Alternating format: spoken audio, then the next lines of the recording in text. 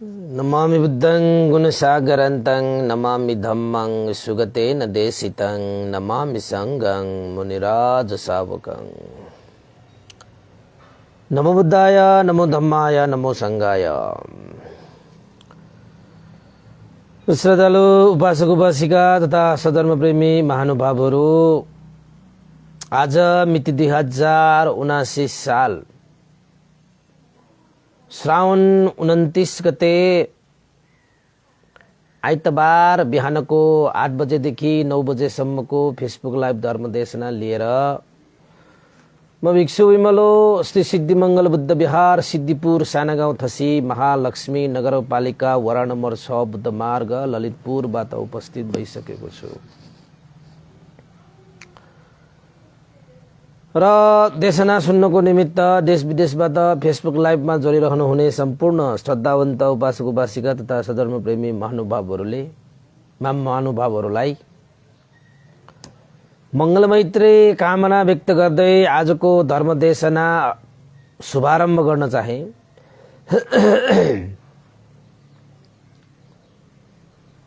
त हामीले देशना गर्दै आइरहेको अपरिहानीय धर्म, सप्त अपरिहानीय धर्म, 7 प्रकारका हानि नोक्सानीबाट सुरक्षा दिने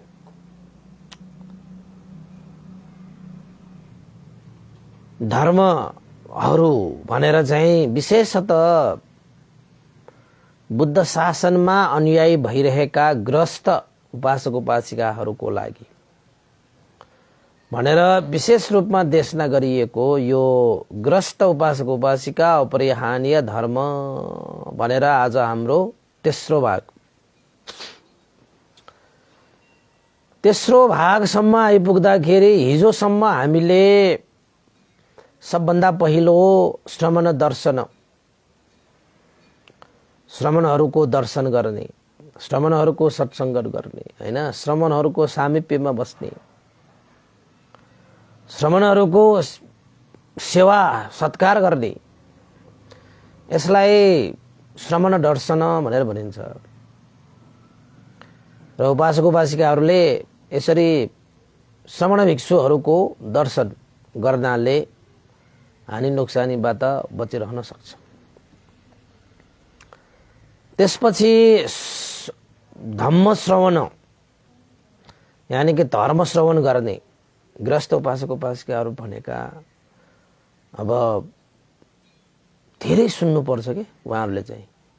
तपाईहरू ग्रस्त उपासक उपासिका धेरै सुन्नुपर्छ। सुन्ने चीजमा चाहिँ अल्छिमन हुँदैन। धर्मका कुराहरू, कर्मका कुराहरू, देशना उपदेश जति सक्छ त्यति श्रवण गर्ने। त्यहाँबाट पनि तपाईको जीवनमा हुन सक्ने विभिन्न हानि नोक्सानीहरूबाट हामी सुरक्षित हुन सक्छौं। जति सक्छ तपाईले धर्म देशनाहरू सुन्नुपर्छ, दोहोराई थ्योराई बारम्बार। त्यसैले जो व्यक्ति हैन तपाईको चाहिँ मार्गफल निर्वाण पुग्नको निमित्त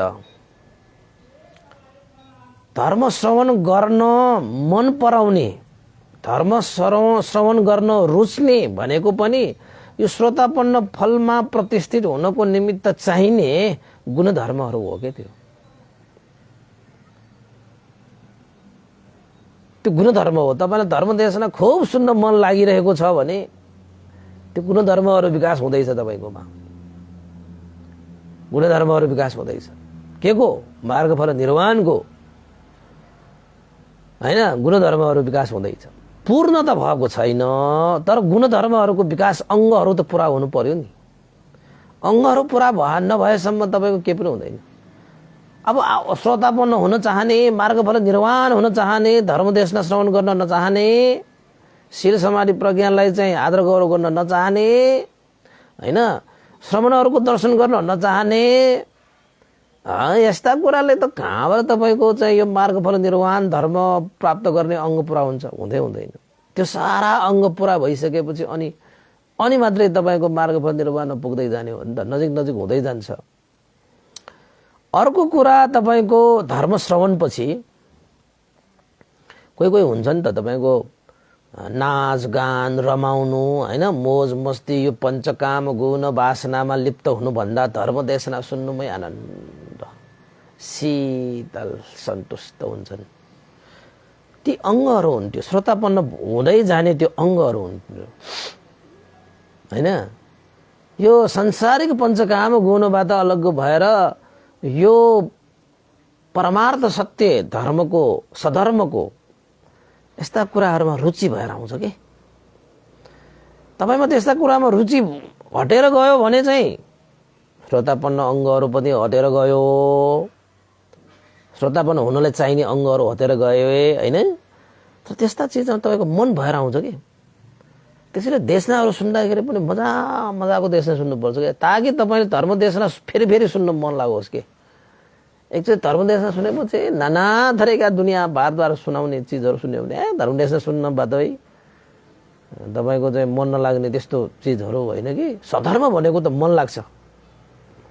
त्यसैले चाहिँ सधर्म श्रवण गर्नुपर्छ के हामीले, सधर्म श्रवण गर्नुपर्छ। त्यो भनेको कस्तो त भन्दाखेरि यहाँ सुनाउने त थुप्रै हुन्छ नि त, थुप्रैले सुनाउँछ, नाना थरीका कुराहरू पनि सुनाउँछ।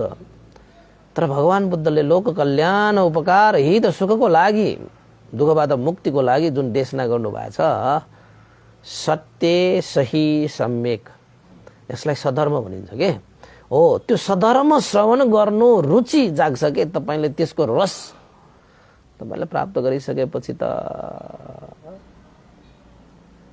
यो भौतिक सुखमा के सुख।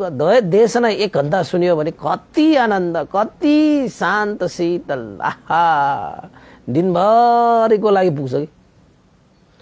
त्यस्तो भएर आउनुपर्छ र गृहस्थहरुमा चाहिँ यो गुण हुनुपर्छ।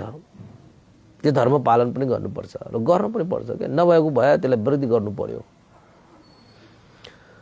अर्को भनेको चाहिँ हिजो हामीले कहाँसम्म पुग्यो त भन्दाखेरि पञ्चशील पालन गर्नुपर्छ। गृहस्थहरुमा उपासक उपासिकाहरूले चाहिँ पञ्चशीललाई चाहिँ गौरव राख्दै त्यसलाई जति सक्छ त्यति शुद्ध विशुद्ध तरिकाले पालन गर्दै अगाडि जानुपर्छ। शील गुण धर्मलाई आदर गौरव सत्कार सम्मान गर्दै त्यसलाई शील रूपी गहना विभूषणले विभूषित हुनुपर्छ। त्यो कुन चाहिँ शील गुण धर्म, पञ्चशील गुण धर्मले विभूषण हो। त्यो तिसा हो। त्यो तिसा भन्ने थाहा छ नि तपाईलाई, गहनाहरू के। शील रूपी विभूषणले विभूषित भएर हिँड्नुपर्छ उपासक उपासिकाहरू है। उनीहरूको पनि कहिले हानि नोक्सानी हुँदैन जिन्दगीमा। त्यस्तो एउटा सामर्थ्यता हुन्छ के। अनि त्यसपछि हिजो हामीले अर्को एउटा गुणधर्म भने श्रद्धावान, यानी कि श्रद्धालु भएर बस्ने। केमा श्रद्धालु भएर बस्ने? जुनसुकै विषयमा श्रद्धा आस्था विश्वास गर्नु त होइन। मिथ्या विश्वास पनि हुन सक्छ, मिथ्या दृष्टि पनि हुन सक्छ, अन्धविश्वास पनि हुन सक्छ हैन। कस्तोमा त भन्दाखेरि बुद्ध धर्मसँग र शिक्षा कर्म र कर्मको फल पूर्व जन्म पुनर्जन्म कारणकारी धर्महरूमा विश्वास हुनुपर्छ, श्रद्धा हुनुपर्छ, आस्था हुनुपर्छ। यसलाई चाहिँ हामीले श्रद्धावान हुने भनेर भनिन्छ क्या उपासक उपासिकाहरू। बुद्ध प्रतिको श्रद्धा, धर्म प्रतिको श्रद्धा, संघ प्रतिको श्रद्धा, शिक्षा प्रतिको श्रद्धा भनेको यति मजबुत हुनुपर्छ चट्टानमा कुरिएको अक्षर जस्तो। हृदयमा पनि त्रिरत्न प्रति त्यस्तो एउटा श्रद्धा कुदिनुपर्छ जुन श्रद्धालाई कुनै लोभ कुनै भय देखाएर त्यो श्रद्धा कहिले पनि बिग्रिदैन, कहिले पनि बिग्रिदैन। अब हाम्रो कति कति मान्छेहरूलाई त तपाईको चाहिँ बुद्ध धर्म संघ प्रति श्रद्धा भएको मान्छेलाई त कसैले लोभ देखाएर पनि उनीहरूको श्रद्धा बिगारिदिए, कतिले चाहिँ तपाईको भय देखाएर पनि तपाईको श्रद्धा बिगारिदिए। लोभको कारणले पनि श्रद्धा बिग्रिन्छ, भयको कारणले पनि श्रद्धा बिग्रिन्छ हैन। कतिले स्वर्गको लोभ देखाए, कतिले नरकको भय देखाए, श्रद्धा खत्तम हैन। त्यसैले बुद्ध धर्ममा लाग्ने उपासक उपासिकाहरूलाई नरकको भय छैन, स्वर्गको लोभ पनि छैन के। यो लोभ र भयमा लाग्ने होइन उपासक उपासक, मात्र त्रिरत्न बुद्ध धर्मसँग त्रिरत्न प्रति अगाध श्रद्धा राख्ने, विश्वास गर्दै अगाडि बढ्ने।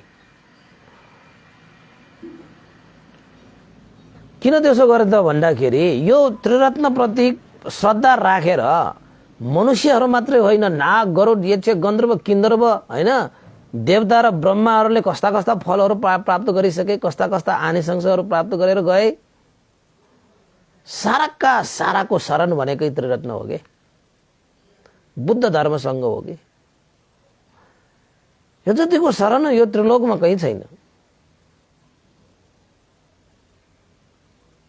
यसको शरणले नै मान्छेहरूको सम्पूर्ण क्लेशहरू हरण हुन्छ कि, सम्पूर्ण क्लेशहरू हरण हुन्छ। र यही शरणमा गएपछि मात्रै तपाईँको वास्तविक मरण हुन्छ कि, नत्र भने त तपाईँको मरण त फेरि जन्म लिनको लागि मात्रै हो। फेरि फेरि फेरि फेरि फेरि फेरि फेरि फेरि त त्रिरत्नको शरणमा साँच्चै जाने मान्छेहरूको मरण भनेको सही रूपमा मरण हो कि त्यो। त्यसैले बुद्धप्रति धम्मप्रति सङ्घप्रति त्रिरत्नप्रति अगाध श्रद्धा हुने व्यक्तिहरूले दुर्गतिको धोका थुनेर सुगति र निर्वाणको धोका खोलिसकेको हुन्छ। त्यसैले उपासक उपासिकाहरू, दुःखबाट मुक्त हुन चाहने, परम सुख शान्त चाहने हामी सुखकामी,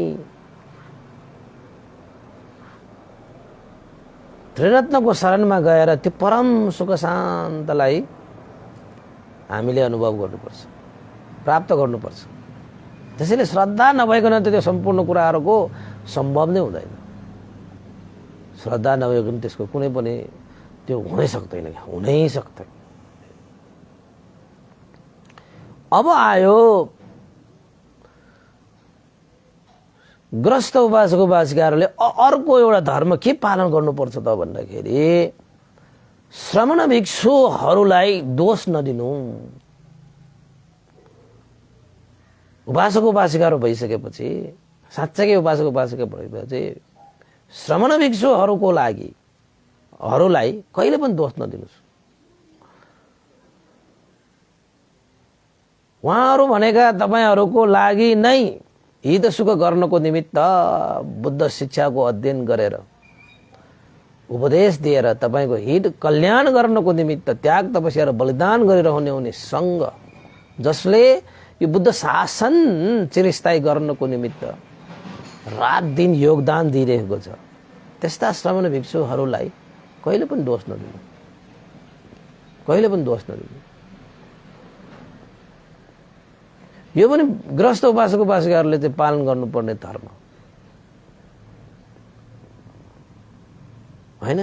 हामी श्रमण भिक्षुहरूलाई पनि साधारण, हामी यो मान्छे, हामी चाहिँ गृहस्थहरू हुन्छ नि त, साधारण गृहस्थहरू जस्तै तपाईँले उपासक उपासिकाहरूलाई यो यस्तो छ त्यो त्यस्तो छ नाना थरीका हामी भन्न पाइन्छ। ती साधारण मान्छेहरूको स्तरमा राखेर श्रमण भिक्षुहरूलाई तपाईँले कहिले पनि त्यसरी चाहिँ दोष नगर्नु, निन्दा नगर्नु। उहाँहरूप्रति त श्रद्धा आस्था गौरव सम्मान सत्कार सेवा गर्नुपर्ने व्यक्तिहरू, उहाँहरूलाई दोष चाहिँ कहिले पनि नदिनु होइन। बुद्धको शिक्षा धारण गरेर पालन गरेर कर्म र कर्मको फल बारेमा जानकार व्यक्तिहरूको लागि तपाईँले के भनिरहनु पर्छ र? तपाईँले यस्तो भयो उस्तो भयो भनेर तपाईँले ती श्रमणहरूलाई भनिरहनु पर्दैन। कुनै त्यस्ता श्रमणहरू त्यस्तै गलतै भएको भए पनि उसलाई सब थाहा छ त, कर्म र कर्मको फलबारे सबै कुरा थाहा छ त उसलाई। तपाईँले उसको लागि चाहिँ अब यो त्यो भनेर चाहिँ भनिरहनै पर्दैन क्या। उसलाई तपाईँ भन्दा पनि उसलाई कर्म र कर्मको फलबारे पनि थाहा छ त। हुन त सङ्घहरू श्रमणहरू भनेका सबै कुराहरूको ज्ञात भइसकेको हुनाले कसरी जिउनुपर्छ, कसरी धर्म गर्नुपर्छ, कसरी उहाँलाई सब थाहा छ। हाम्रो साधारण दिमागले कसरी गर्छ के गर्छ भनेर हाम्रो दिमागले नभ्याउलान् होइन। त्यसैले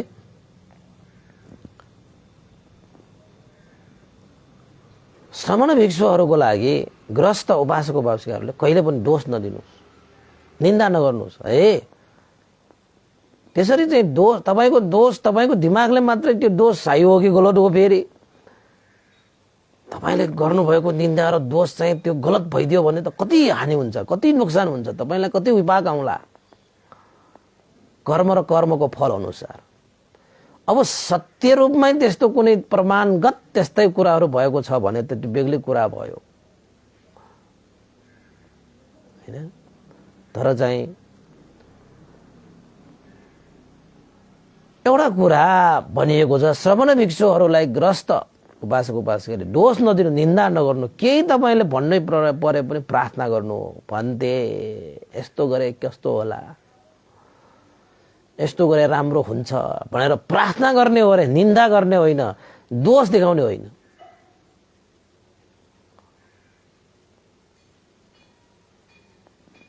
हैन, त्यसरी चाहिँ गर्न थाल्यो भने त साधारण मान्छेहरूलाई चाहिँ गरे जस्तै गर्ने व्यवहार गर्ने, साधारण मान्छेहरूलाई चाहिँ दोष लगाउने हो कि भए पनि नभए पनि।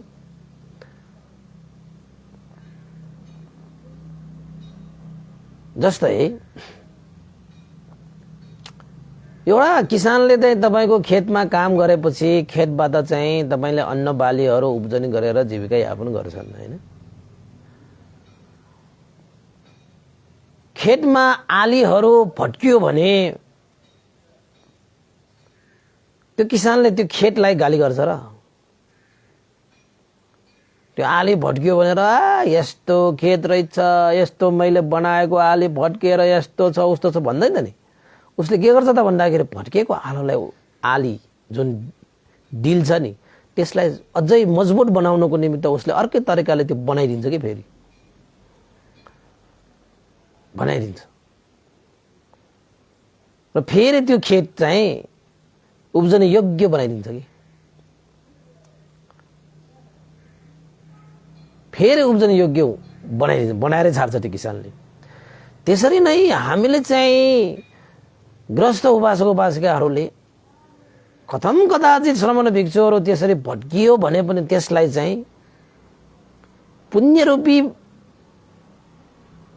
बिउ बिजारोपण गर्नको उपयुक्त तपाईँले सुरक्षा दिने हो। त्यसलाई तपाईँले चाहिँ प्रार्थना गरेर हुन्छ कि, तपाईँले आवश्यकता पुरा गरेर हुन्छ कि, तपाईँले चाहिँ व्यवस्था गरेर हुन्छ कि हैन। कुनै कुनै बेलामा त्यस्ता परिस्थितिहरू पनि आउँछन्। त्यसैले ग्रस्त उपासक उपासिकाहरूले चाहिँ प्रवचनहरूको लागि दोष र निन्दा दिने होइन, प्रार्थना गर्ने हो। तपाईँले भोजन प्रार्थना गर्नुहुन्छ, परित्राण प्रार्थना गर्नुहुन्छ हैन, धर्म देशनाको प्रार्थना गरे जस्तै केही त्यस्तो यताउति भएको खण्डमा पनि उपासक उपासिकाहरूले हात जोडेर भन्थे यसो गरे कसो होला, यस्तो गर्नुपर्ने थियो, यस्तो हुनुपर्ने होइन र भन्थे भनेर चाहिँ प्रार्थना गर्ने हो। यो भिक्षुहरूलाई त्यसरी प्रार्थना गर्न नगइकन बाहिर यस्तो छ उस्तो छ भनेर दोष लगाइदिने, निन्दा गरिदिने, हो होइन छुट्याउनु छैन, एकचोटि भेटेर कुरा गर्नु छैन, नाना थरीका दुनियाँ भारद्वार कुरा गरेर त्यो तपाईँको चाहिँ ग्रस्तहरूसँग व्यवहार गरे जस्तै गरेर गर्ने चिजहरू होइन। श्रमण भिक्षुहरूलाई त प्रार्थना गर्नुपर्छ, दोष र निन्दा देखाएर हिँड्ने होइन। त्यसैले 5औं नम्बरको गुणधर्म तपाईमा के विकास हुनुपर्छ त अपरिहार्य, त्योबाट तपाईँले हानि नोक्सानी हुनबाट बच्छ के। भिक्षुहरूलाई दोष लाउनु, भित्रहरूलाई निन्दा गर्नु भनेको त ठुलो अपराध हो नि त्यो धर्मको हिसाबबाट, हो कि होइन? अब होइन भने के गर्ने फेरि? हाम्रा उपासक उपासिकाहरू गृहस्थ उपासिकालाई होइन भने त सरी भने पुगिहाल्यो। त भिक्षुहरूसँग त उनीहरूसँग त पुण्य गरे पनि धेरै लाग्छ, तपाईँको चाहिँ कर्म गरे पापको हिसाबले हेर्ने पनि धेरै तपाईँलाई चाहिँ लाग्छ नि, त्यस्तो हुन्छ। त्यसैले उहाँहरू भनेको चाहिँ एकदम सेन्सिटिभ भन्छ नि त भएको हुनाले उहाँहरूसँग व्यवहार गर्दाखेरि चाहिँ तपाईँहरूले निन्दा यो चाहिँ दोष लगाएर हिँड्ने होइन। प्रार्थना गरेर उहाँहरूलाई चाहिँ केही त्यस्तो यताउता भएको भने मबाट केही त त्यो चिजलाई सुधार्नको निम्ति सहयोग गर्न सक्छु कि। गृहस्थ उपासक उपासिकाहरू त चतुप्रत्ययद्वारा सेवा गरेर भिक्षु जीवनलाई सार्थक बनाउनको निमित्त टेवा दिने व्यक्तिहरूले टेवा नै टेका नै निकालेर गएपछि त अनि भड्किहाल्छ नि, भड्किँदैन र। त्यसैले श्रमण भिक्षुहरूको लागि गृहस्थ उपासक उपासिकाहरूले निन्दा र दोष कहिले पनि नदिनु, निन्दा नगर्नु, दोष नदिनु, यो पनि उल्लेखित पाइन्छ। यसमा व्याख्या गर्यो भने धेरै कुराहरू छन् होइन उपासक उपासिकाहरू। अब तपाईँले चाहिँ कुनै एउटा भिक्षु त्यस्तै खाले पर्यो भने पनि त्यो भिक्षुको निन्दा गर्ने होइन, त्यो भिक्षुलाई चाहिँ तपाईँले चाहिँ दोष लगाउनु होइन। त्यो भिक्षुको त्यस्तै खाले धर्म विनय अनुसार मिलेकै छैन भने पनि उसको गुरु कहाँ गएर भन्ने, तपाईँको एउटा चेला यस्तो चाहिँ देखे यसरी चाहिँ राम्रो भइदिएको भए हुन्छ भन्टे भनेर उसको गुरुलाई तपाईँले गएर चाहिँ प्रार्थना गर्नु चाहिँ सकिन्छ। त्यो भिक्षुलाई नै प्रार्थना गर्न अप्ठ्यारो छ भने गुरु कहाँ गएर चाहिँ त्यो प्रार्थना गर्नु मिल्यो र गुरुले त सुधारिहाल्छ उसलाई होइन। मान्छेको जीवनमा अवसरहरू पनि त चाहियो, त्यस्तो हुन्छ भनेको। अब कथम कदाचित हामीलाई मात्रै लागेको तर सही नभइरहेको भइदियो भने त फेरि बर्बाद भएन। तपाईँले दोष र निन्दा गर्यो भने हानि भएन, नोक्सान भएन। त्यसैले चाहिँ गृहस्थ उपासक उपासिकाहरूले श्रमण भिक्षुहरूलाई दोष नदिनु, निन्दा नगर्नु रे। अब त्यस्ता त्यस्ता भिक्षुहरू पनि हुन्छन् त्यो भन्ने तपाईँहरूलाई पनि होलान् होइन। हुनसक्छ तपाईँको भगवान बुद्धको पालामा देवदत्त जस्तो भिक्षु त थियो जसले भगवान बुद्धलाई हत्या गरेर आफू हो सङ्घको सर्वोच्च स्थानमा बस्न खोजे, बुद्धको स्थान लिन खोजे। त्यस्ता भिक्षुहरू त हुन्छन् भने आजकल पनि त्यो हुँदैन भन्ने त होइन नि। तर कोही कोही मान्छेहरू कस्तो हुन्छ त भन्दाखेरि एउटा दुईटा त्यस्तै खाले त्यो कर्म संस्कार नभएका प्रज्ञा नभएका भिक्षुहरूको कारणले गर्दाखेरि सारा भिक्षु नै त्यस्ता हुन्छन् भन्ने सोचेर भिक्षुहरूको सङ्गतै गर्न छोड्छन्। क्या यो भिक्षुहरू यस्ता हुन्छन् त्यस्ता हुन्छन् भनेर सारालाई निन्दा गरेर दोष लगाएर हिँड्छ। जङ्गलमा एउटा रुख अमिलो हुँदैमा सारा जङ्गलको रुख अमिलो हुन्छ र? हामी जस्ता भिक्षुहरू पनि त जीवित छन् नि अहिलेसम्म, छैन र? होइन र?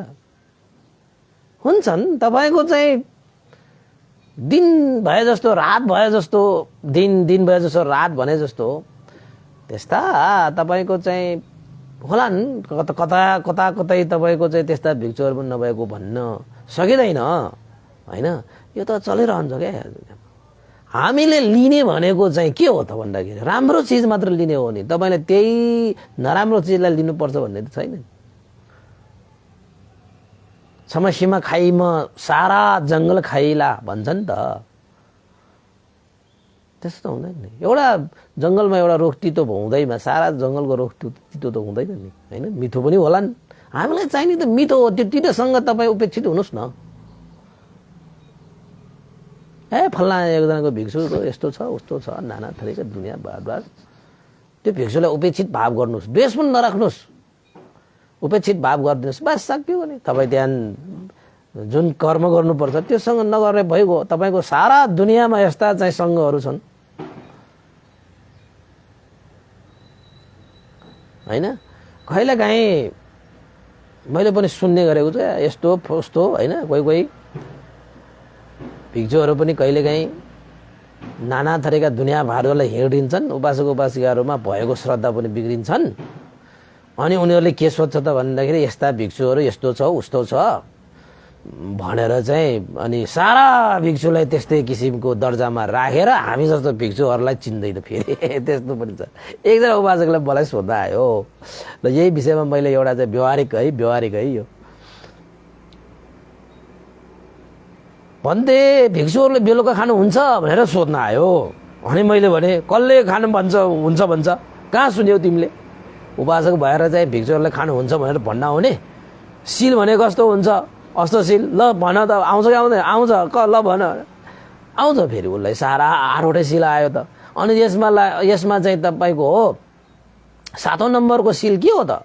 ए यो 6 नम्बरको सिल के हो त विकाल बज्र गएर पनि सिका परेको सवारी हामी भन्ने भन्यो त्यसको अर्थ पनि थाहा छ नि 6 भन्यो के भन्यो त भनेको त बेकालमा भोजन नगर्ने अहिलेको सन्दर्भमा 12 बजेपछि भोजन नगर्ने अनि त्यो भनेर भनिसकेपछि 12 बजेपछि भोजन खाँदैन भिक्षुहरूले त्यसो पनि खाँदैन मैले त भिक्षुले 12 बजेपछि खाएको पनि देखेको छु भन्छ को भिक्षुले त्यसरी खाएको रहेछ उसैलाई भन्न जाऊ उसलाई चाहिँ भन्यो कि भनेन भने मैले त भन्नै भनेन अरे जसले खाएको छ उसले देखेको बेलामा भन्नु पर्दैन त अनि अहिले आएर भन्न आउने त मलाई मैले खाएको छु र मलाई भन्न आउनु कस्तो मान्छे रहेछ तिमी उपासक भएर पनि अनि जहाँ भन्नु पर्यो त्यहाँ भन्दैन अनि जहाँ भन्नै नपर्ने ठाउँ चाहिँ अनि भन्न आउने त भन्नु पर्दैन त उपासकले भन्थे भिक्षुहरूले त बेलुका खानु नहुने भनेर हामीले शिक्षा लिएको तपाईले पनि दिनुहुन्छ तपाईले त खानुभयो किन खानुभयो भनेर तपाईले भन्नु पर्दैन त त्यति बेला मैले भनेन भन्ने मलाई चाहिँ अप्ठ्यारो पनि लाग्यो यस्तो भयो उस्तो हो प्रार्थना गरेर भन्ने हो भन्थे यस्तो यस्तो भने अनि मैले सोधे त्यो भिक्षुलाई त्यसरी चाहिँ साँझतिर त्यसरी खाना चाहिँ खुवाउने को भिक्षुले लिएर खाना आएको हो कि के हो भनेर भनेको त होइन त्यही घरको उपासकले चाहिँ पस्केर दिएको रे ल अब भयो अब कस्तो उपासक ल त्यो उपासक पनि बेलुका पाठ गर्न लगाएर भिक्षुहरूलाई चाहिँ खाना खुवाउने त्यस्तो पनि हुन्छ त्यो कस्तो उपासक होला त्यो अनि भन्नु पर्दैन त देखे भएपछि त्यही भन्नु पर्दैन त अब देख्यो भने भन्ने उपासक अन्त आएर भन्ने होइन त्यही भन्ने हो सारा मान्छेहरूलाई भन्नै पनि हिँड्ने होइन त्यो एउटा भिक्षुले त्यस्तो गर्यो त्यो उपासकले त्यस्तो गर्यो भन्दै सारा उपासक त्यस्तो हुँदैन सारा भिक्षु पनि त्यस्तो हुँदैन किन खायो होला के गर्यो होला हैन औषधि खानुको लागि खायो हो कि न के को त्यो चाहिँ अब के को लागि खाएको विभिन्न उपायहरू छन् त्यो हिसाबले खाएको त्यो सोध्नु पर्दैन त त्यही बेलामा भनेर भने त्यसो हुनुपर्ने र हो अब यस्तो बिचले यस्तो गर्यो उस्तो गर्यो मलाई सुनाउन नआउने तपाईले देख्नु भने त्यहीको त्यही भन्ने अहिले आएर त्यो बासी भएको कुरा अब कसले त्यो के गर्छ त्यो बासी भएको कुराहरू सुनाएर कहाँ चल्छ र अब तपाईले ताजा भनेर आउनु पर्दैन भनेर भन्ने अनि त्यो उपासक पनि हाम्रै आफन्तहरू पर्यो खै आफन्तहरूले नै त्यसरी गर्यो म त के गरौँ मलाई वाल्ल दिल्ल भयो भन्यो अब यहाँ आएर चाहिँ अब के भनेर चाहिँ अब के पाल्ल तिल्ल भन्ने त अब हैन मलाई सोधेर म त भनिहाल्छु नि बेलुका भनेको त भिक्षुहरूले त खानै हुँदैन नि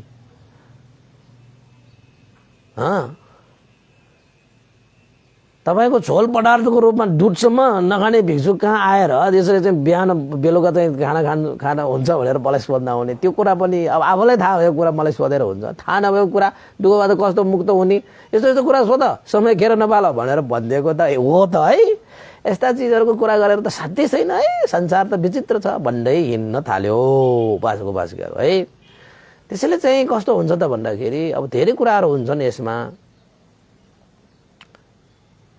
तपाईको चाहिँ बाहिर पनि त्यस्तो उपासकहरूले चाहिँ भिक्षुहरूलाई त्यसरी गर्ने हुन्छन् कि एकचोटि त म बाहिर गए बेलामा उपासकहरूलाई पनि गाली गरेर पनि आए तपाईको त बेलुका बिहारै हो है मान्छे भिक्षुहरू पनि कहिले जाँदैन त्यहाँ अनि चाहिँ बेलुका तपाईलाई के पकाउँ भन्न आउँछ बा भोजन पकाए जस्तो बिहान भोजन पकाए जस्तो बेलुका पनि के पकाउँ किन मलाई बेलुका भिक्षुहरूलाई के पकाउनु पर्छ र पकाउनु पर्दैन किन पकाउनु पर्छ बेलुका खाने त्यसो सोध्नु पनि हुँदैन भिक्षुहरूले पकाउने त के सोध्नु पनि हुँदैन भनेर भने है त्यसपछि नुन पानी ल्याउनुस् गला अलिकति ठिक पार्नु छ उपदेश दिनुको लागि गला अलिकति खुल्नु छ नुन पानी ल्याउनुस् भन्नेको त हाँसेर गयो हैन यस्ता घटनाहरू हुन्छन् तर यसको माने यो होइन कि उपासकहरू हामीले चाहिँ अब निन्दामा उत्रियो दोषै लगाउनेमा उत्रियो भने त्यहाँ द्वेष उत्पन्न हुन्छ हैन त्यहाँ चाहिँ पतिगत तपाईको बदलाको भाव उत्पन्न हुन्छ कुनै पनि भिक्षुलाई हामीले सम्झाउनु पर्दाखेरि पनि मैत्री चित्त राखेर प्रार्थना गर्ने हो के, त्यसरी मात्रै हामीले शासनलाई जोगाउन सकिन्छ, नत्र भने त शासनलाई जोगाउन सक्दैन। त्यसैले गृहस्थ उपासक उपासिकाहरूलाई श्रमण भिक्षुहरूको लागि श्रमण भिक्षुहरूलाई दोष नदिनु, निन्दा नगर्नु के, द्वेष उत्पन्न हुन्छ त सङ्घप्रति द्वेष भएर जान्छ के, सङ्घप्रति नै सबैको चाहिँ नकारात्मक दृष्टिकोण भएर आउँछ के। कसरी हुन्छ त्यो सुधार्नको निमित्त गुरुहरू हुन्छ कि सङ्घहरू हुन्छ कि त्यस्ता चिजहरूमा गएर हामीले चाहिँ सबै कुराहरू समाधानको लागि मार्ग प्रशस्त गर्नुपर्छ के, मार्ग प्रशस्त गर्नुपर्छ हैन। अब कति आएर भन्दैलाई के सोध्न आउँछ, कतिले भन्छ ट्याटु हान्नुहुन्छ भनेर सोध्न आउँछ, कसैले हार्मोनियम बजाउनु हुन्छ भनेर सोध्न आउँछ हैन, कसैले बेलुका खानुहुन्छ भनेर सोध्न आउँछ हैन, कतिले कतिले नाना थरीका दुनियाँ बारद्वार सोधेर हैरान गर्छ। दुःखबाट मुक्त हुने कसरी हैन, मैले चाहिँ के गर्नुपर्छ आफ्नो जीवनलाई सार्थक बनाउनको निमित्त भनेर सोध्न आउँदैन। कमै हुन्छ त्यस्ता चिजहरू, त्यस्ता सोध्नेहरू पनि हुन्छन् हैन, तर कमैले सोध्न आउँछ क्या त्यस्ता कुराहरू चाहिँ। त भन्दैलाई मनपर्ने चाहिँ त्यस्तो चिजहरू के, दुःखबाट कसरी मुक्त हुने, धर्म कर्म कसरी गर्ने हैन, आफ्नो जीवनलाई कसरी सार्थक बनाउने हैन, शील समाधि कसरी सुरक्षा गर्ने, यस्ता चिजहरू सोध्न आउनुहोस् न, त्यसमा चाहिँ समय लगाउँ के। यो यस्ता यस्ता हैन आफूलाई सार्थक बनाउने शिक्षा आर्जित गर्दै त हामीले जीवनले समय दिँदै त्यति समय त्यति साह्रो जीवनमा त्यति साह्रो समय छैन, फेरि अर्काको चियो चाचो नाना थरीका दुनियाँ बाहिर हेर्न थाल्यो भने त समय नै छैन क्या, हामीसँग समय नै छैन बाजुहरू। त्यसैले चाहिँ यस्ता अर्काको कुराहरूलाई त हामीले वास्ता गरेर हिँड्नु छैन। यो श्रमण भिक्षुहरूलाई दोष निन्दा गरेर वस्तु भयो भने त त्यसमा झनेल हानि नोक्सानी भएर जान्छ हैन। त्यसैले चाहिँ यो अपरिहार्य धर्महरूमा हामीले जसरी हुन्छ सङ्घलाई सुरक्षा प्रदान गर्नको निमित्त आफूबाट सक्दो भरपूर तदुप्रत्ययद्वारा सेवा गर्ने हो, निन्दा र दोष लगाएर हिँड्ने होइन भन्नुहुन्छ के। यो चाहिँ हाम्रो 5 नम्बरको भयो है उपासक उपासिका।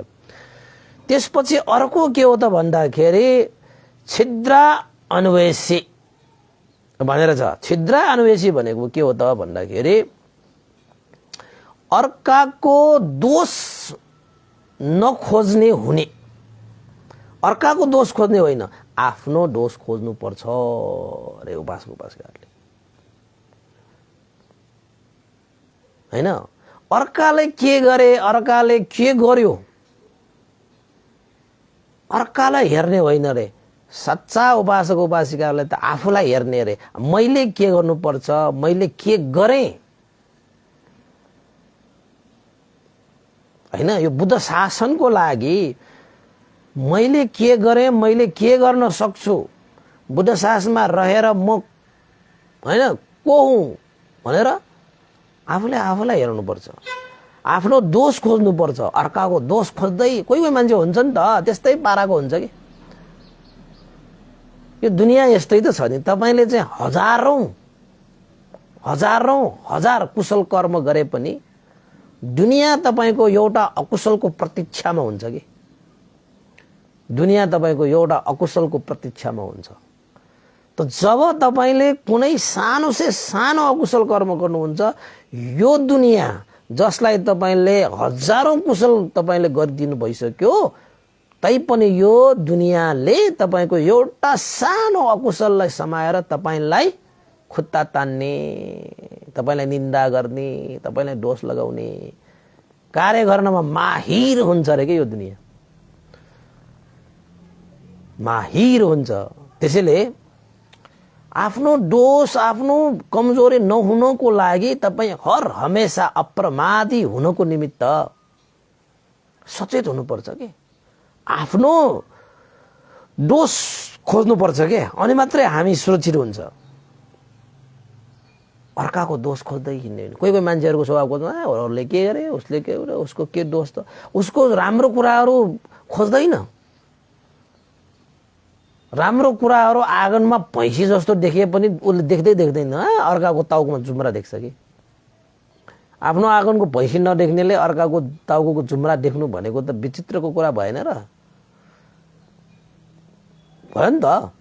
त्यस्तै चाहिँ उपासक उपासिकाहरू भइसकेपछि अर्काको दोष खोज्ने यो कार्यबाट चाहिँ बिल्कुलै अलग हुनुपर्छ। आफ्नो दोष खोजो बरु, अरूले के गरेन भनेर खोजिनन् नि, खोजनीति गरेर चियो चाचो गरेर हिँड्ने होइन। आफूले के गरे कस्तो गर्नुपर्छ भनेर यस्तो विषयमा ध्यान दिएर तपाईँले आफ्नो जीवनलाई अगाडि बढाउने हो। कतिलाई हेर्नुहुन्छ तपाईँ? संसारमा यत्रो मान्छेहरू छन्, तपाईँको यसले के गर्यो उसले, तपाईँको बानी बन्छ क्या त्यो। अर्काको दोष खोज्ने मान्छेहरूको त्यो साह्रै नराम्रो बानी थियो।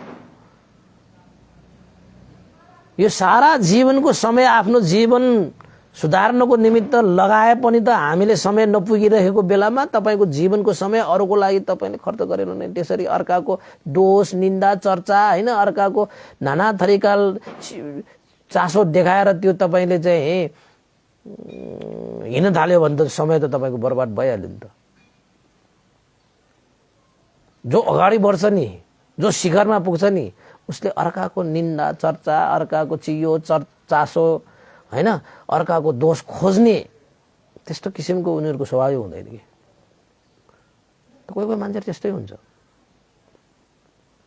अर्काको दोष मात्रै खोज्ने, अर्काको कमजोरी मात्रै खोज्ने, अनि त्यही कमजोरी त्यही दोषलाई समाएर आफू भिभाजो हुन खोज्ने, त्यस्ता मान्छेहरू संसारमा थुप्रै हुन्छ क्या उपासक उपासक। त्यसैले तर ग्रस्त उपासक उपासिकाहरू, भगवान बुद्धको शिक्षा अनुसार जीविका यापन गर्ने उपासक उपासिकाहरूले अर्काको दोष खोज्दैन, अर्काको चियो चर्चा पनि गर्दैन, आफ्नो चियो चर्चा गर्छ, आफ्नै दोष खोज्छ।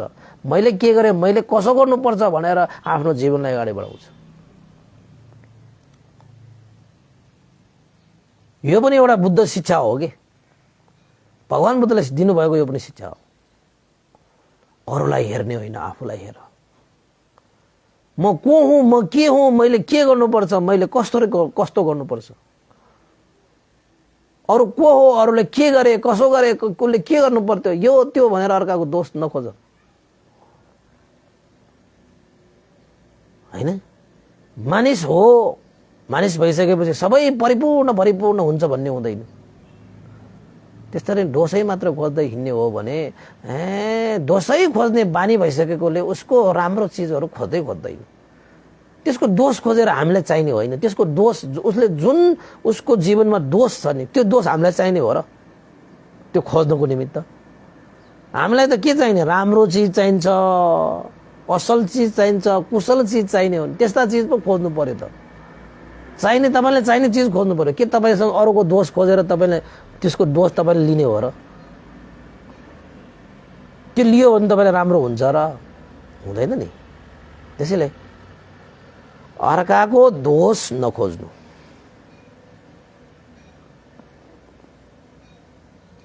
होइन, आफ्नै दोष खोज्नु। विनाश हुनबाट रक्षा हुन्छ, सुरक्षा मिल्छ। त ग्रस्त उपासक उपासिकाले अपरिहार्य धर्महरू पालन गर्ने क्रममा यो 6औं नम्बरको गुणधर्म हो। कोही मान्छेहरू हुन्छ नि त, तपाईँको चाहिँ भेट्दाखेरि अर्काकै कुरा मात्रै गरेर, अर्काकै चियो चर्चा मात्रै गरेर, उसको कुरा काटेर, उसलाई नराम्रो बनाएर, उसको दोष देखाएर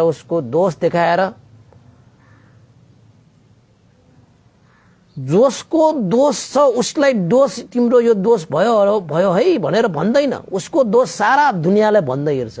त्यो मान्छेको नियत कस्तो भयो? यदि त्यो दोष भएको मान्छेलाई सुधार्न चाहेको भए उसैलाई पो भन्नु पर्यो त दोष। अरूलाई भनेर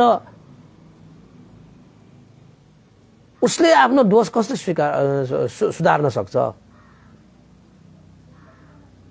दोष उसको छ भने दोष सुधार्न त उसले हो नि, उसलाई पो भन्नु पर्यो। तपाईँ अरू संसार दुनियाँलाई भन्नै चारेर हिँडेर अनि काम चल्छ त? चल्दैन नि।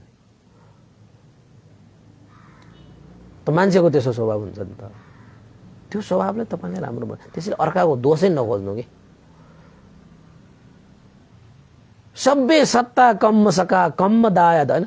सबै प्राणीहरू कर्मकै कारणले सबै चिजहरू दायद हुने, कर्मै उसको दायद हो, कर्मले नै उसको चाहिँ सब थोक गर्छ भनेपछि कर्मले उसलाई फल दिइहाल्छ। त तपाईलाई किन चासो? तपाईँ आफ्नो जीवनको हेर्नुहोस्, आफ्नो जीवनमा दोष छ कि छैन खोज्नुहोस् न। त मान्छेहरूलाई गाह्रो हुन्छ, अर्काको दोष देख्नु त साह्रै सजिलो हो, आफ्नो दोष देख्नु त साह्रै मुस्किल छ नि।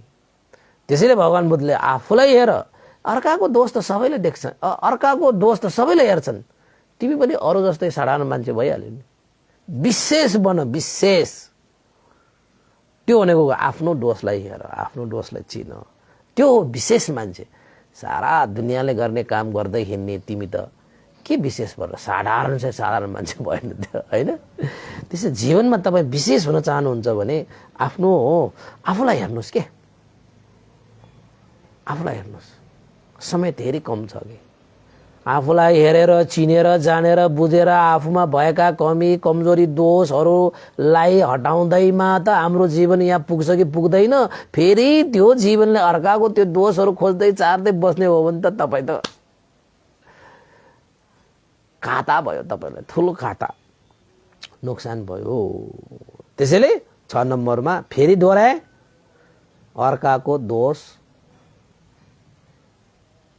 खोज्ने नहुनु। भनेको मतलब आफ्नो दोष खोज्ने हुनु, अर्कालाई नहेर्नु, आफूलाई हेर्नु भनेको थियो। र अब 7औं नम्बरमा छ उपासक उपासिकाहरू। भगवान बुद्धको अनुयायी ग्रस्त उपासक उपासिकाले परिहानिबाट बस्नको निमित्त पालन गर्नुपर्ने धर्म, अन्तिम धर्म के हो त भन्दाखेरि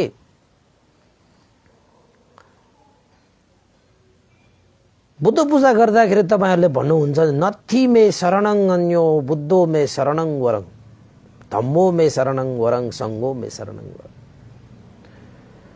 तपाई सच्चा अनुयायी हो, सच्चा उपासक उपासिका हो भने तपाई त्रिरत्न भन्दा बाहिर अरूको शरणमा नपर्नु, पर्दै नपर्नु के, पर्दै नपर्नु। यदि तपाई सच्चा उपासक हो भने बुद्धं शरणं गच्छामि, धम्मं शरणं गच्छामि, संघं शरणं गच्छामि। जीवन उपरान्तसम्म मेरो शरण बुद्ध शरण, धर्म शरण, संघ शरण नै हो भनेर त्रिरत्नको शरणमा तपाई सिधा लाग्नुपर्छ। बाहिर अन्यत्र कुनै पनि शरणमा लाग्नु परेन के वास्तवमा। त हामी त्यस्तो छैन के। फेरि बुद्धको शरणमा पनि भनिरहेका हुन्छ, बुद्धलाई पनि शिरमा राख्छु भन्छ, नाना थरीका कुराहरूमा चाहिँ तपाईँ लागि परिरहेको हुन्छ। बुद्ध धर्म भन्दा बाहिरका विभिन्न कुराहरूमा पनि त्यत्तिकै लागिरहेको हुन्छ, बुद्धलाई पनि त्यत्तिकै मानिरहेको पनि हुन्छ। के हो यो? यो न्याङ्ली ब्याङ्ली होइन। यसो भन्दै गरेर तपाईलाई फेरि रिस उठ्ला। रिस नउठाउनुहोस् है, रिसले त फेरि तपाईँको दिमाग खान्छ। फेरि झन् दिमाग चाहिने बेलामा झन् रिसाएपछि त दिमागै नभएपछि झन् सोध्न सक्दैन। के हो यो न्याङ्ली ब्याङ्ली धर्म? एउटै प्रति आस्था बलियो छैन क्या हामीसँग, एउटै प्रति श्रद्धागाढ छैन के, एउटै प्रति विश्वास पूर्ण छैन कि हामी त्यस्ता हुनु हुँदैन भन्ने अर्थ लाग्छ कि एउटा सच्चा हो। अब सुरुमा त तपाईको सुरुमा लाग्ने उपासक उपासिकाहरू त अलिकति न्याङ्ली ब्याङ्ली जस्तै हुन्छन् हैन। यो हो कि त्यो हो कि, यो हो कि त्यो हो कि भनेर चाहिँ हिँड्ने खाले हुन्छन्। तर अभ्यास गर्दै जाँदै गर्दाखेरि त तपाईले चाहिँ बुद्ध बाहेक मेरो अरू शरण छैन, धर्म बाहेक मेरो अरू शरण छैन, संघ बाहेक मेरो अरू शरण छैन भन्न सक्नु पर्यो नि। कहिले भन्न सक्ने? त्यत्रो त्रिरत्नको शरणमा गएर त्यत्रो वर्ष लगाएर पनि अहिलेसम्म पनि बुद्ध नै मेरो शरण हो, धर्म नै मेरो शरण हो, संघ नै भन्न नसक्ने उपासकहरू थुप्रै छ। अचम्मको कुरा के। त्यो भनेको के हो भन्दाखेरि त्रिरत्नको स्वाद थाहा नपाएको के, स्वादै थाहा नपाएको। स्वादै थाहा नपाएपछि मिठो मान्नको निमित्त अब स्वादै आएन, खाएपछि स्वाद नआएको भनेको उसको जिब्रो ठिक छैन। अनि अरू अरू अरू खाएर स्वाद आउँछ कि भनेर अरू पनि अलिकति खाए। ओहो, जुनसुकै खायो भने उसलाई स्वाद आउँदैन। किन त भन्दाखेरि उसको जिब्रै ठिक छैन। यदि उसको जिब्रो ठिक थियो भने त त्रिरत्न खाएपछि त स्वाद त उसले पहिले पाउँथ्यो नि त। जिब्रै ठिक छैन त हामी बुद्ध पूजा गर्दाखेरि नथी मे शरणन्यो भनेर चाहिँ अरू मेरो कुनै शरण छैन। जिन्दगीमा मेरो अरू कुनै शरण छैन। बुद्ध धर्मसँग नै मेरो शरण हो। जीवन उपरान्तसम्म म त्रिरत्नकै शरणमा मात्रै जान्छु भनेर तपाईले भन्नुहुन्छ के बुद्ध पूजामा। अनि भन्ने एउटा गर्ने अर्को, भन्ने एउटा गर्ने अर्को। तपाईँ सत्य हो कि असत्य भयो तपाईँ? ल भन्नुहोस् त। त्यो भइरह्यो भने तपाईँ असत्यको मार्गमा टेकेर सत्यको फल पाउँछु भनेर पाइन्छ? तपाईँलाई हानि त भइहाल्छ नि, नोक्सानी त भइहाल्छ नि। संसारमा यस्तो एउटा चाहिँ माहौल छ, जुन माहौल चाहिँ तपाईँलाई बिगारेर नै कमाइरहनु पर्ने, जीविका यापन गर्नुपर्नेहरूको माहौल छ कि। सबैको शरणमा लगाएपछि तपाईँ बिग्रिन्छ। तपाईँ बिग्रिएपछि अनि तपाईँले चाहिँ के आधार लिन्छ? उनीहरूकै फेरि। तपाईँ बिग्रुनुमा नै उनीहरूको लाभ छ त उनीहरूले सारा शरण देखाइदिन्छ तपाईँले। एउटै शरण, एउटै शिक्षा, तपाईँले जीवन परिपूर्ण हुन्छ कि। यता पनि डुङ्गामा खुत्ता, यता पनि डुङ्गामा खुत्ता, अनि तपाईँ समुद्र तर्ने विचार गर्नुहुन्छ? समुद्र तर्ने हो भने एउटै डुङ्गामा खुत्ता राख्नुपर्छ तपाईँले, अनि पो तरिन्छ त डुङ्गा। दुईटा डुङ्गामा खुत्ता राखेर तपाईँको 10वटा खुट्टा छ भने 10वटा डुङ्गामा खुत्ता राखेर तपाईँ चाहिँ मेरो त 10वटा डुङ्गा छ भनेर तपाईँ 10वटा डुङ्गाले तार्छ तपाईँलाई? तार्ने त तपाईँलाई एउटै डुङ्गाले हो नि।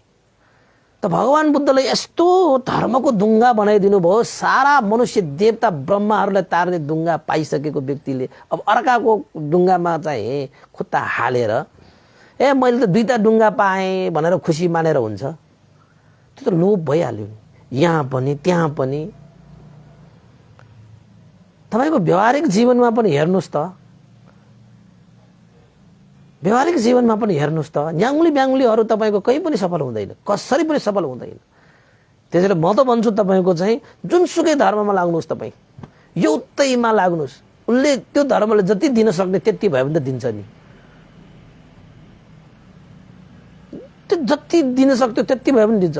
तपाईँलाई सारा ढुङ्गामा खुट्टा हालेपछि त तपाईँको परिणाम त निश्चित छ। तपाईँ त त्यो समुद्रमा डुब्छ। तपाईँ कुनै पनि ढुङ्गाले तपाईँले बचाउँदैन। अब किन त भन्दाखेरि एउटा मात्रै खुट्टा छ त कसरी उसले बचाउँछ, होइन? त्यसैले उपासक उपासिकाहरू भगवान बुद्धको सच्चै अनुयायी हो भने, बुद्धप्रति यदि श्रद्धा छ, आस्था छ, गौरवै छ हो भने यही शिक्षा चाहिँ जीवनको अमृत पद हो भन्ने तपाईँलाई लाग्छ भने चाहिँ अन्यत्र शरण तपाईँलाई चाहिँदैन। यदि लाग्दैन भने तपाईँ सङ्गत गरेर हेर्नुहोस्, धर्म देशना सुनेर हेर्नुहोस्, शील पालन गरेर हेर्नुहोस्, होइन? त्यो त्रिरत्नप्रति श्रद्धा आस्था विश्वास गरेर एकचोटि त्यो धर्मको अनुसरण गरेर हेर्नुहोस्। अनि तपाईँ अब राम्रोसँग गर्नुहोस् न। ख्याल गरे जस्तो बच्चाहरू त्यो के भन्छ, त्यो बच्चा बेलामा चाहिँ तपाईँको चाहिँ बच्चाहरू खेल्छन् नि त, भाँडाकुँडा बनाएर भातसाट पकाएर बिहा गरेर खेल्छन् नि। त्यसरी चाहिँ तपाईँको बच्चा त्यो बाल खेल जस्तो गरेर तपाईँले धर्म गर्नुभयो भने त खेल जस्तै त हुन्छ नि त। तपाईँको कहाँ त्यसको चाहिँ सही स्वाद तपाईँले पाउँछ त? अब यसो भन्दै गर्दाखेरि भन्दै त आज अलिकति हामीलाई त कालाममै हाने जस्तो भयो। बुद्धको अनुयायी भनेर भन्छौँ, यो पनि शरण छ, त्यो पनि शरण छ, यहाँ पनि गएको छ, त्यहाँ पनि गएको छ, यस्तो पनि गरेकै छ, उस्तो पनि गरेकै छ, यसले यस्तो भन्यो, उसले उस्तो भन्यो भनेर कुनै तपाईँको कुनै पनि विषयमा तपाईँको चाहिँ एउटा चाहिँ अटल श्रद्धा केहीमा पनि छैन क्या तपाईँको। केहीमा पनि छैन। एउटै चिजलाई चाहिँ तपाईँले पूर्ण रूपमा विश्वास कसैलाई गर्न सक्नु भएन क्या तपाईँ। अनि कहाँबाट त्यहाँबाट चाहिँ पूर्ण तपाईँले प्रतिफल आउँछ? आउँदैन नि, आउँदैन नि। त्यसैले सङ्घ भनेको चाहिँ के हो? सुपति बन्नु भगवतो सावक सङ्घ। ओहो, निर्वाणको बाटोमा सुप्रतिष्ठित भएका व्यक्तिहरू सङ्घ। त्यसैले उहाँहरूलाई चाहिँ दान गरेको, शील पालन गरेको, ध्यान गरेको फल धेरै पाउँछ। उहाँहरूको यत्र तत्र सर्वत्र हुन उहाँहरूको के पनि हुँदैन। अब हामी हेर्नुहोस् न, हामीलाई त हाम्रो जीवनमा त यही हो भनेर हामी त लागि पर्यौँ। केस सेस खौरेर घरबार सब त्यागेर यही शिक्षा अध्ययन गरेर यसैमा लाग्यो। अन्यत्र केहीमा पनि छैन। अन्यत्रमा लाग्ने बित्तिकै तपाईँको गन्तव्य, तपाईँको लक्ष्य भट्किन्छ कि लक्ष्य भट्किन्छ। त्यसैले उपासक उपासिकाहरू, यो अपरिहार्य धर्म है, परिहानिबाट तपाईँ बच्ने हो भने तपाईँ बुद्ध धर्मसँग भन्दा बाहिर अरूको शरणमा नजानु। यो भनिदिएको अनुरोध, यो भनिदिएको मात्रै होइन भने यो त भगवान बुद्धले नै देशना गर्नुभएको शिक्षा हो नि त। भगवान बुद्धले देशना गर्नुभएको शिक्षा हो होइन? भगवान बुद्धले नै देशना गर्नु। यो धेरै मान्छेहरू छन्। अब तपाईँको चाहिँ यो बुद्ध धर्ममा लागेका मान्छेहरू पनि तपाईँको चाहिँ अब हुन त एउटा कुरा छ, तपाईँको चाहिँ जति पनि फुलेका फुलहरू छन् ती सबै फल त बन्दैन। त्यो त्यो त्यो त्यो प्रकृतिको नियमलाई पनि मान्नै पर्छ।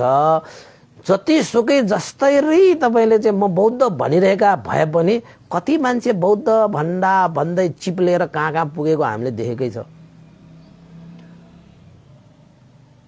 मनुष्य देवता ब्रह्माले शरण लिने त्रिरत्नको शरण पाइसकेका व्यक्तिहरू कहाँबाट कहाँ पुगेको, कहाँ लड बढेर त्यहाँ त्यो पौडी खेलिरहेको अहिलेसम्म पनि देखिरहेकै छ। बुद्ध शासनमा म त कहिलेकाहीँ अचम्म मान्छु कि अनि त्यस्ता व्यक्तिहरूले अनि चाहिँ भिक्षुहरूलाई दोष लगाएर निन्दा गरेर बस्नु त अलिकति मिल्यो र त? मिल्दैन नि, मिल्दैन नि उपासक। तर तपाईँ साँच्चैकै जन्मदेखि मरणसम्मको जति पनि संस्कारहरू छन् भगवान बुद्धको शिक्षामा सारा संस्कारहरू छन्। तपाईँ सच्चा बौद्ध हो भने तपाईँले जन्मेदेखि मरणसम्मको सम्पूर्ण संस्कार बौद्ध अनुसार मात्रै गर्नुहुन्छ कि अरू अनुसार पनि गर्नुहुन्छ? ल भन्नुहोस् त। पक्कै पनि अरू अनुसार पनि गरिरहेकै छ। मैले त कहाँ कहाँ भनिरहेको छ भने तपाईँ अरू अनुसार गर्नुहुन्छ भने बौद्ध अनुसार गर्दै नगर्नु, बेकारमा तपाईँले फल पनि पाउँदैन एक त, र अर्को तपाईँको खर्च पनि तपाईँको लाग्ने भयो, तपाईँले त हानि भयो होइन? हानि भएन र? यता पनि संस्कार गर, यता पनि संस्कार गर, यता पनि खर्च, त्यता पनि खर्च। न यो यता तपाईँको चाहिँ एक किसिमले चाहिँ बलियोसँग समाउन सक्यो, न उता राम्रोसँग समाउन सक्यो। बाबा यता समाउने कि उता समाउने, दुईटै टुङ्गामा खुट्टा राखेर समुद्र तर्दाखेरि त समुद्रमा त गयो त उसको ज्यान। त्यस्तो भएकोहरू धेरै छ। उपासक गाह्रो छ होइन? त एकैचोटि हुने खाले यो हुन त होइन, तर प्रयास त गर्दै जानु पर्यो नि, गर्दै जानु पर्यो के। झन् त्यही दलदलमा फस्दै छ, झन् त्यही दलदलमा फस्दै छ। एक जमात यस्तो हुन्छ तपाईँलाई त्यस्तै दलदलमा फसाएर तपाईँलाई त्यस्तो चाहिँ विभिन्न चाहिँ अन्तरायहरू निकालेर त्यहीँबाट उसले लाभ लिइरहेको हुन्छ। यो गर्नु पर्यो, त्यो गर्नु पर्यो, यस्तो गर्नु पर्यो, उस्तो। वास्तवमा तपाईँसँग थिएन त्यो अन्तरायहरू, त्यही जमातले नै उत्पन्न गरिदिने हो अनि त्यहीबाट तपाईँलाई चाहिँ लाभ लिने हो के। तर भिक्षुहरूले त्यसो गर्दैन। तपाईँको भिक्षु श्रमणहरूले त तपाईँ सिधा लान्छ के। विशेष त थेरवाड भिक्षुहरूले तपाईँले सिधा यत्र तत्र नहेर, घोडालाई लगाम किन राखिन्छ? यतातता भयो भने त्यो घोडाको त्यो दौडाइमा चाहिँ स्पिडमा कम आउँछ कि। त्यसैले घोडालाई लगाम यो के यस्तो राख्छ कि लगाम राखेर यो एउटा चाहिँ राखिदिन्छ। उसको चाहिँ जुन टार्गेट छ त्यसैमा तपाईँले कुनै चिजलाई हान्दाखेरि, धनुषबाणले हान्दाखेरि यत्र तत्र सबैतिर हेरेर तपाईँले आफ्नो चाहिँ लक्ष्यमा तपाईँले धनुषबाण हान्न सक्नुहुन्छ त? सक्दैन नि। तपाईँको आँखा एउटैमा, अरू जस्तो सुकै वरिपरि होस् न, उनीहरूको कुनै वास्ता गर्नु भएन, आफ्नो लक्ष्यमा हेर्नु पर्यो कि। त भिक्षुहरू भनेको चाहिँ जीवनमा दुःखबाट मुक्त हुने, उनीहरूको लक्ष्य त्यही, सबैलाई दुःखबाट मुक्त गराइदिन्छ त्यस्तो। त्यही भएको हुनाले बाजुको बास्काहरू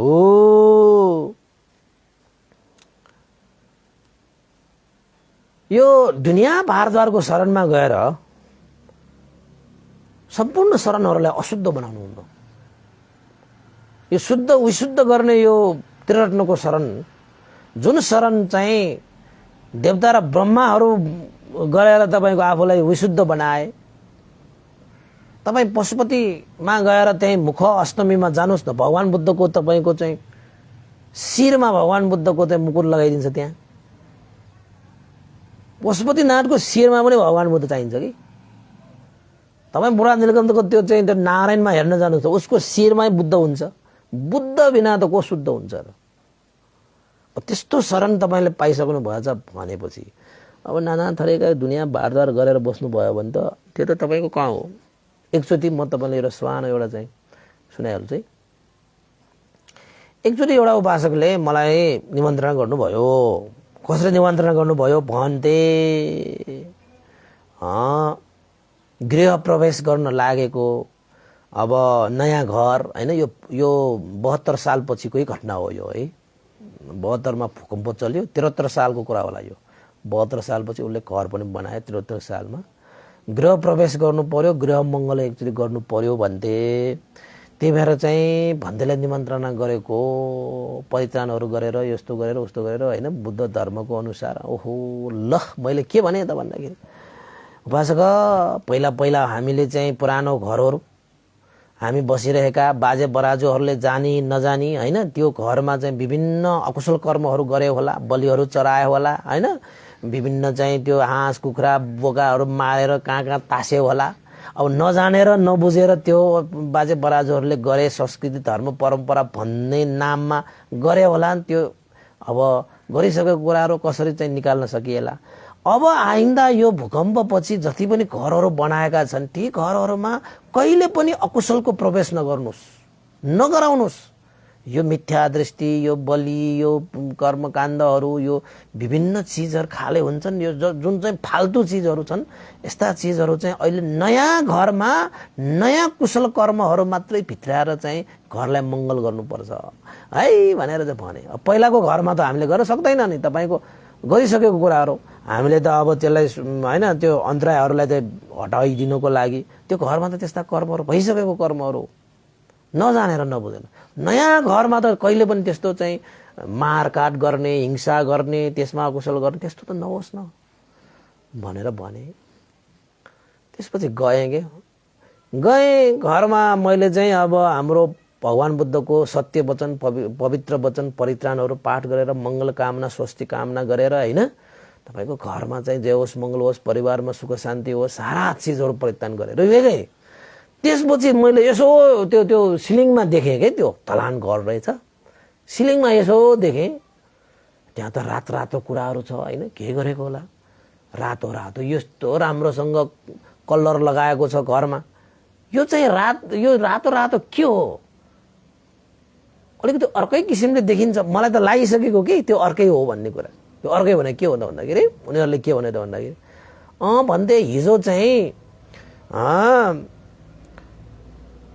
पुरोहितहरू बोलाएर पूजापाठ लगाएको एकजना के भन्छ भाले पनि चढाउनु पर्छ भनेर हिजो यहीँ भाले चढाएर यो रगतहरू छर्केको हो रे। ल भयो अब भन्थेहरूले मङ्गल गर्नु अगाडि नै उनीहरूले त्यहाँ अमङ्गल गरिसक्यो पहिल्यै। अब कहीँ घरमा भाले काटेर रगत छर्केर त्यो घर शुद्ध भइन्छ त? कस्तो दिमाग, कस्तो सोच, कसले बनाएको त्यो? कुन चाहिँ परम्परा हो, कुन चाहिँ धर्म, कुन चाहिँ संस्कृति हो त्यो? धर्म संस्कृति परम्पराको नाममा अर्काको ज्यान लिएर रगत छर्केर घर शुद्ध भइन्छ? मैले त त्यो उपासकलाई गाली गरेर आएँ। गाली गरेको भनेको अब तपाईँहरूको भाषाबाट भने मैले, त्यो उपासक कस्तो मिथ्या दृष्टि हो यो? नयाँ घरमा चाहिँ हामीले झन् यस्ता कुशलहरू नभित्र्याउनु, कुशलै कुशल भित्र्याउनु, राम्रो गर्नु, मङ्गल गर्नु, यो घरमा शील पालन गर्नु, यो घरमा मैत्री करुणा जगाएर एक आपसमा मेल मिलाएर कर्तव्य धर्म पालन गरेर बस्नु। कता हो कता चाहिँ तपाईँहरूले चाहिँ हिजो नै तपाईँले चाहिँ पुरोहित बोलाएर यो घरमा यस्तो भाले काटेर यहाँ रगत छर्केर चाहिँ अमङ्गल बनाएपछि अनि हामीलाई चाहिँ मङ्गल गर्नु पर्यो भनेर बोलाउने। उहाँहरूलाई पनि मङ्गलै गरेर जानुभएको अरे। ल अब भयो, अब कस्तो सोच होला त्यो। अब अर्काको ज्यान लिएर रगत त्यस्तो राम्रोसँग कलर लगाएको ठाउँमा त्यसरी रगत छर्केर चाहिँ मङ्गल गरेर गयो भन्छ बा, स्वस्ति गरेर गयो भन्छ बा। उपासकहरूको म त सक्दिनँ बा। हामीले भन्नुपर्ने कुराहरू भन्ने, त्यो पनि मङ्गल हो भने यो पनि मङ्गल। कस्तो सोच। त्यहाँबाट मङ्गल हुने भइदिएको भए भिक्षुहरूलाई कहिले पनि बोलाउँदै नबोलाउनु तपाईँहरू। मङ्गल त भइसक्यो त, अनि किन बोलाउनु? भिक्षुहरूबाट पनि मङ्गल गर्नको निमित्त बोलाएको। ल भयो। अब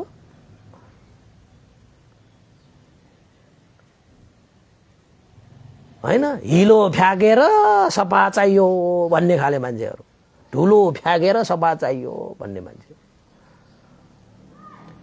अनि मैले भने तपाईँहरू कुनै पनि संस्कार धर्म गर्नुहुन्छ भने एउटै गर्नुहोस्। यसरी त्यहाँ छ्यास मिस गरेर तपाईँले एउटैमा तपाईँको पक्का विश्वास छैन। हामी भिक्षुहरू भनेका त यस्ता हिंसा सिंसामा यस्ता चिजहरूमा त विश्वास पनि गर्दैन। यसले मङ्गल पनि, यसले त अमङ्गल हो, यो भयङ्कर अमङ्गल। तपाईँलाई कसैले चाहिँ यो सियोले मात्र खोज्दाखेरि तपाईँलाई दुख्छ कि तपाईँलाई मनपर्छ? सहन सक्नुहुन्छ? तपाईँको छोराछोरीलाई तपाईँले कसैले पिट्यो भने तपाईँ सहन सक्नुहुन्छ? कहाँ सहन्छु भन्थेँ म त। मेरो छोरालाई पिताएको पनि म सहन्छु त। अनि तपाईँको कसैले चाहिँ गर्दन छिनालियो भने तपाईँको छोराको के गर्नुहुन्छ अरे? ओहो त्यो त भयङ्कर भयो, म त्यसलाई त खत्तम पारिदिन्छु। तपाईँभन्दा बलवान, तपाईँभन्दा चाहिँ शक्तिशाली मान्छेले तपाईँले केही गर्न नसक्ने अवस्थामा नसक्ने चाहिँ त्यस्तो मान्छे आएर तपाईँको छोरालाई मार्नु के गर्नुहुन्छ तपाईँ? त्यो तपाईँलाई सही हुन्छ? तपाईँले के बोल्यो भने तपाईँलाई पनि मारिदिन्छ। अनि त्यो त अन्याय हो नि। हो त्यसरी नै यो बिचरा यो के बोल्नै नसक्ने होइन, यो निरीह प्राणीहरूलाई हामी बलवान भनेर उनीहरूलाई घाँटी निमोटेर चाहिँ चुपी लगाएर त्यसलाई रेती मातेर यो रगत छर्केर तपाईँले आफ्नो घरको मङ्गल गर्छु भन्दैमा त्यो सत्य हुन्छ र? त्यो हामी त मान्दैनौँ। यस्तै हो भने त हामीलाई भिक्षुहरूलाई त नबोलाउनु यस्तो ठाउँमा। हामीलाई यस्तो मिल्दैन। यदि तपाईँले भिक्षुहरूले मङ्गल गर्नुहुन्छ भने भिक्षुहरूले मङ्गल गरिहाल्छ। तपाईँको परिधान भनेको भगवान बुद्धको वचन हो, त्यो अरू किन चाहियो? यो पनि गरेछ, त्यो पनि गरेछ, यहाँ पनि गरेछ, त्यहाँ पनि गरेछ, यस्तो उस्तो दुनियाँ भारद्वारमा तपाईँहरू लाग्नुहुन्छ भने एउटै चिजमा तपाईँहरूको चाहिँ दृढ अठोट छैन भने कसरी मङ्गल हुन्छ तपाईँको भनेर गाली गरेर आए उपासक उपासकेर अहिलेसम्म त्यो उपासक मसँग बोल्न आउँदैन अहिले। अनि मैले चाहिँ बोल्न आएको ठिक भयो नि, त्यस्तामा गएर फेरि त्यहाँ नाना थरीको भनेर आउनु पर्ने हुन्छ। अनि भनिदिएको चाहिँ अलिकति भन्ने बानी छ, बोल्न आएको छैन। बाटोमा त भेट्छ, घरमा चाहिँ बोलाएको छैन, बाटोमा भेट्छ वन्दना भन्छ होइन। अनि ल सुके होस् राम्रो होस् भन्छ, हाँसेर चाहिँ जान्छ। त्यो घरमा चाहिँ बोलाएको छैन अहिलेसम्म। फेरि त्यही कुराहरू सम्झिन्छ भनेर होला कि खोइ हँसाउँछ कि उपासक। त्यसैले भगवान बुद्धको शिक्षा अपरिहार्य धर्म हाम्रो जीवनमा परिहानिबाट बच्नको निमित्त पालन गर्ने धर्ममा हाम्रो शरण भनेको एउटै हुनुपर्छ। जुन शरण मनुष्य देवता ब्रह्माले शरण गएर उनीहरूले आफ्नो जीवनलाई परिशुद्ध गरेर गए, त्यस्तो शरण हामीले प्राप्त गरेका छौँ भने हामी कति भाग्यमानी। कतिले त बुद्धको नाम पनि सुन्न नपाएर मरेर जान्छ, धर्मको नाम पनि सुन्न नपाएर, सङ्घको नाम पनि सुन्न नपाएर मरेर जान्छ।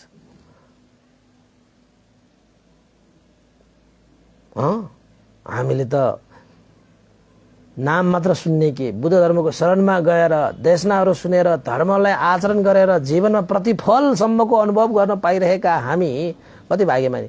अनि हामी नाना थरीका दुनियाँ भारद्वार यो न्याङ्गुली ब्याङ्गुली भएर यो शरणहरू गएर बस्यो भने त तपाईँलाई परिहान्य हुन्छ।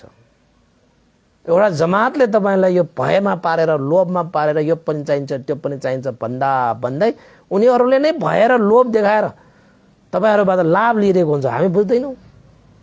तपाईँसँग भय नभएको भय अन्तरायहरू त झन् उत्पन्न भइन्छ नि। सारा चिजमा खुट्टा राखेपछि हुँदैन। तपाईँको समुद्रमा गएपछि एउटै ढुङ्गामा दुईटै खुट्टा राखेर हिँड्यो भने त तपाईँलाई भय नै आउँदैन नि।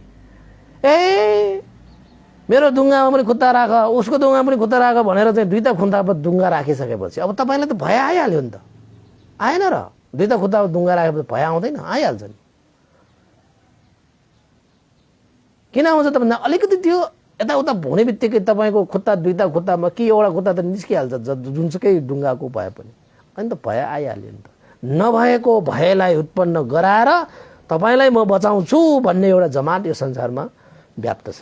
त्यस्तोदेखि सचेत हुनु होला।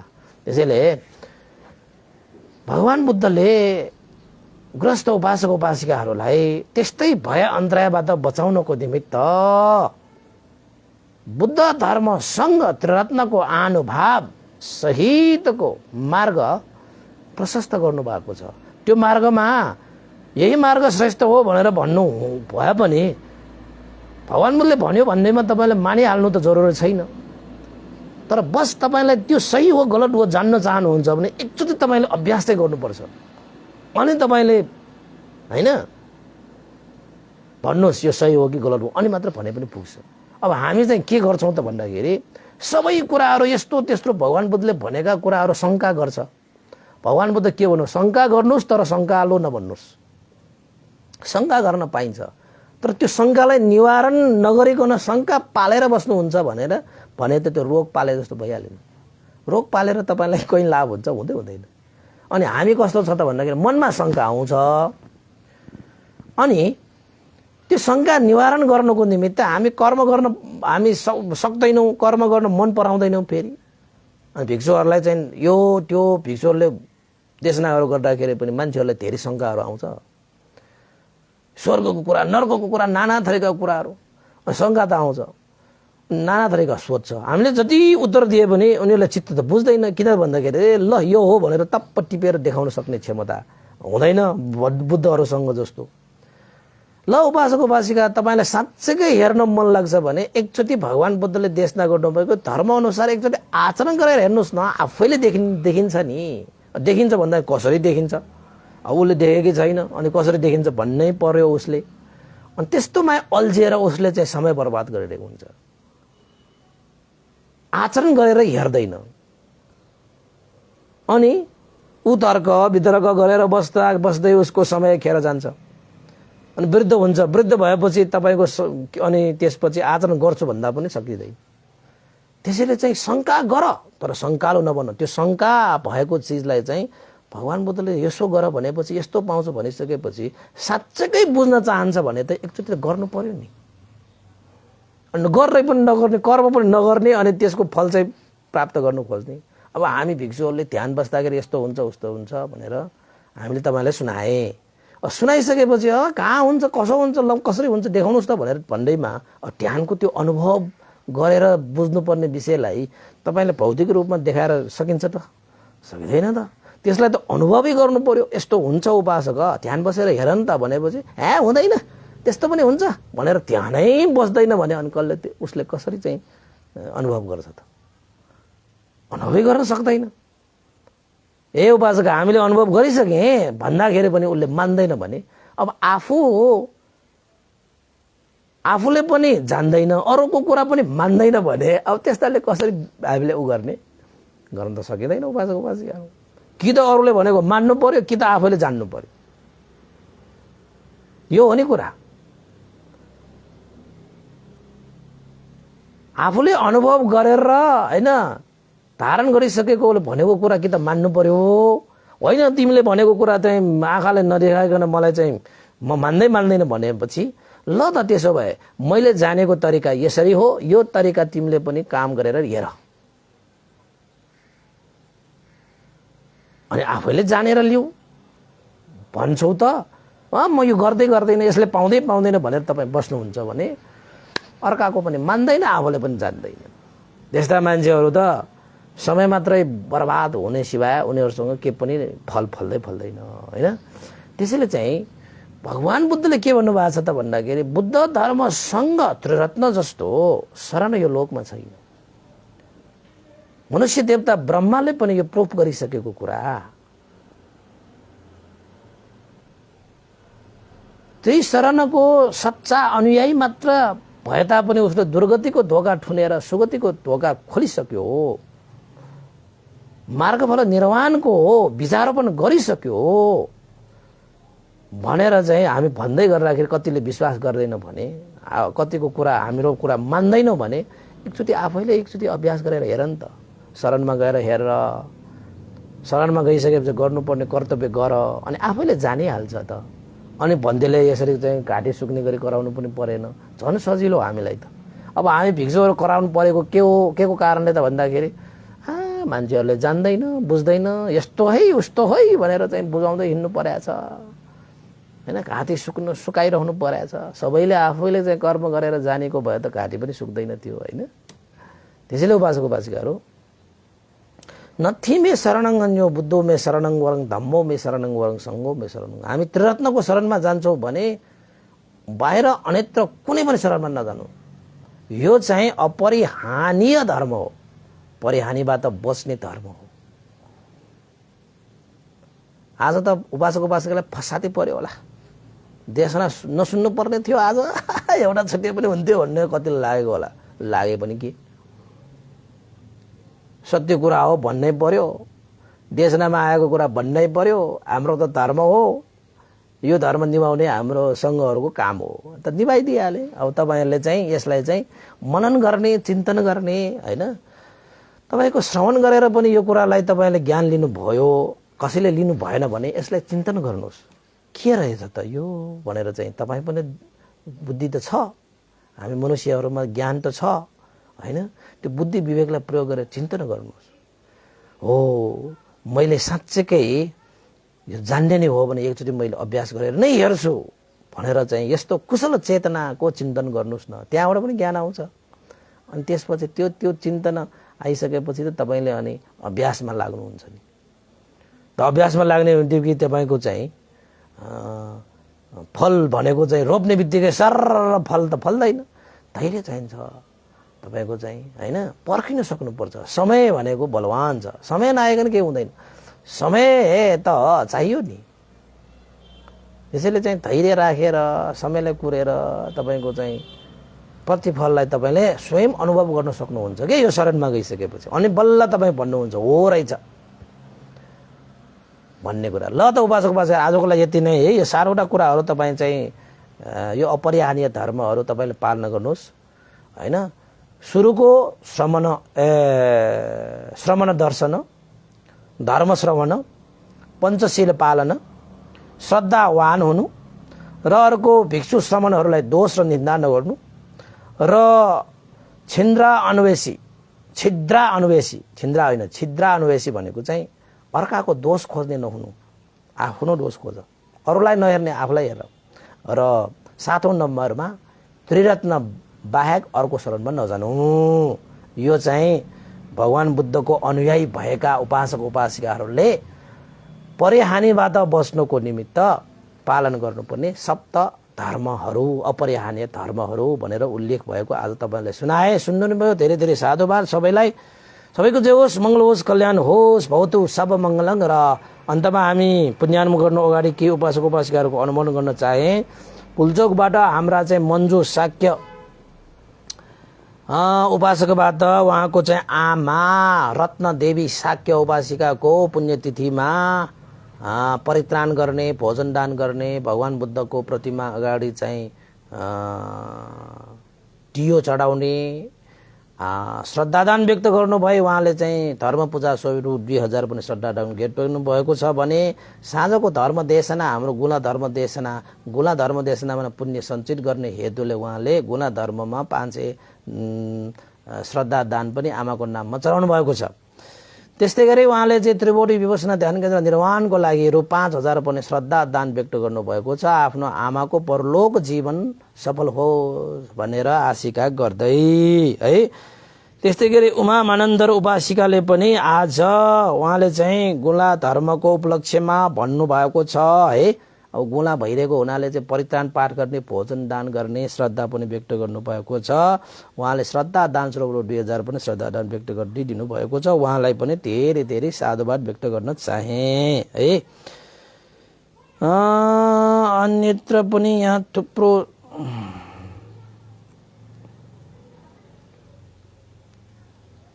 ल सबै उपासक देश नसुन्नु हुने, प्रत्यक्ष देश नसुन्ने सबै उपासकहरूलाई धेरै धेरै साधुवाद दिने पुण्यानुमोदन चाहे भवतु सर्वमङ्गलम्।